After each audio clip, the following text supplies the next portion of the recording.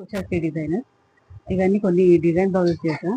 ధరణి అని local customer అండి, మన రెగ్యులర్ కస్టమర్. తన మ్యారేజ్ అనమాట. కొన్ని ఫ్యాన్సీ శారీస్ చూపిస్తాం. పట్టి అన్ని ఇంకా వర్క్ నడుస్తున్నాయండి. ఇది చూసారా పర్పుల్ టాజిల్స్ అయితే ఎంత క్యూట్గా ఉన్నాయో. ఆల్ ఓవర్ మనకి ఇట్లా బుటీస్ వచ్చేసాయండి దీని మీద వర్క్. అండ్ హ్యాండ్స్ వచ్చేసి చిన్న స్కాలోప్ ఇచ్చేసి శారీలో ఉన్న బార్డర్ ఇచ్చారు. లైన్స్ వచ్చాయి, చిన్న పఫ్ ఇచ్చాం.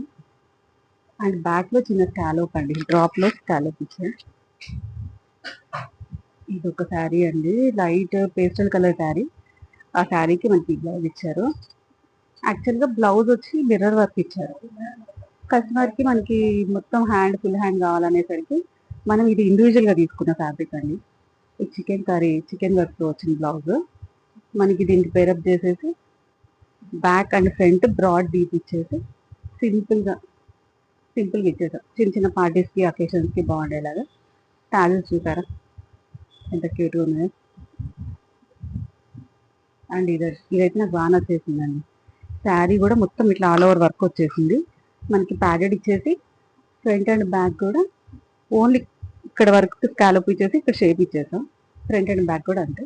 హ్యాండ్కి యాజ్ యూజువల్ వర్క్ వచ్చేసింది, దాన్ని మనం ఇట్లా యూజ్ చేసాం. And tassel